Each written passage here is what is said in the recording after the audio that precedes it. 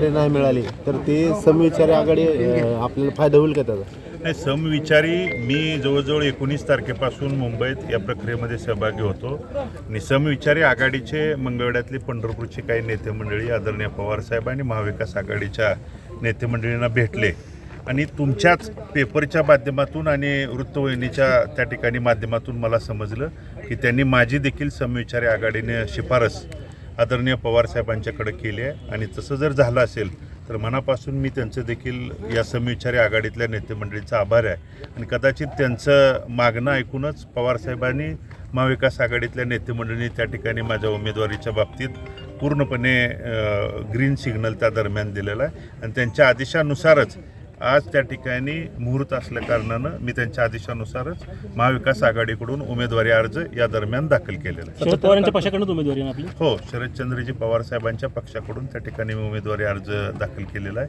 महाविकास आघाडीच्या नेतेमंडळीचा फॉर्म्युला त्या ठिकाणी ठरलेला आहे. काही थोड्याशा ठराविक जागांच्यावरती वरिष्ठ नेतेमंडळीची चर्चा दरम्यान सुरू आहे. आज उद्यामध्ये त्या दरम्यान जागा आणि प्रमुख त्या ठिकाणी लिस्ट जाहीर झाल्यानंतर AB फॉर्मसुद्धा त्या दिवशी त्या ठिकाणी प्राप्त होईल. काँग्रेस पण या जागेवर दावा करते दावा करताना त्या दरम्यान दिसतंय, त्यांच्यासुद्धा त्या दरम्यान चर्चा आहेत.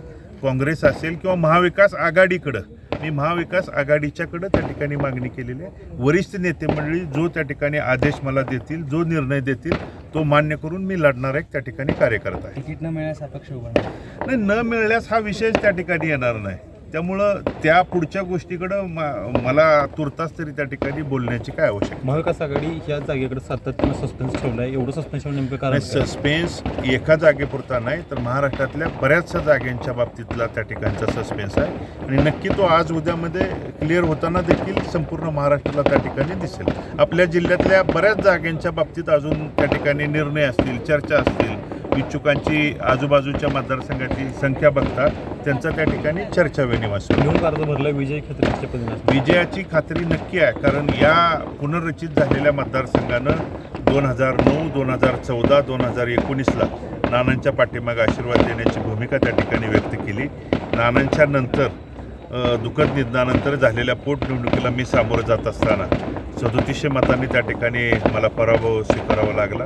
पण तो पराभवातल्या झालेल्या त्या ठिकाणी उमेदवार म्हणून ज्या चुका असतील किंवा त्यावेळी अनेक शक्ती, अनेक ताकदी एकत्रित येऊन त्या पराभवामध्ये देखील त्या ठिकाणी सहभागी होत्या.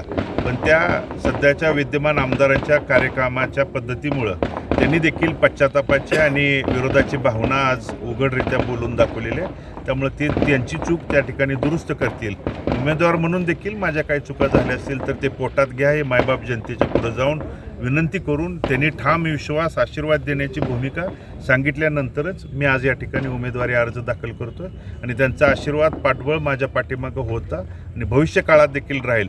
आणि त्यांच्या शेतकऱ्यांच्या, सर्वसामान्यांच्या, माता भगिनींच्या, पंढरपूरमधले मग छोटे मोठे व्यापारी असतील, गाळाधारक असतील, सर्वसामान्य नागरिक ज्यांच्यावरती अन्याय अत्याचार झाल्यानंतर लोकप्रतिनिधींनी कवच कुंडल म्हणून भांडायला पाहिजे, रस्त्यावरती उतरायला पाहिजे, ती भूमिका पार पाडण्यासाठी मला नक्कीच आशीर्वाद देतील हा माझ्या मनामध्ये ठाम विश्वास. दादा, एक शेवटचा प्रश्न, परिचारक अपक्ष उभारतील किंवा नाही उभारणार अशी स्थिती आहे, अशा परिस्थितीमध्ये त्यांना काय आव्हान करताय का त्यांची चर्चा करताय? मी या अगोदरच सांगितलं की समविचारी आघाडीच्या नेतेमंडळींनी मला आपल्या पेपरच्या आणि वृत्तवाहिनीच्या माध्यमातूनच मला ऐकायला मिळालं आणि त्यांनी सुद्धा उघडरित्या सांगितलं की माझीही शिफारस त्यांनी त्या ठिकाणी केलेली आहे. मी त्याबाबत त्यांचा आभार मी व्यक्त त्या ठिकाणी केलेला आहे आणि नक्कीच जर मला उमेदवारी मिळाली तर समविचारी आघाडी देखील चुकीचा माणूस बाजूला सारण्यासाठी मनातले मनभेद त्या ठिकाणी असतील ते दूर सारून एकत्रित येतील हा मनामध्ये माझा ठाम विश्वास आहे.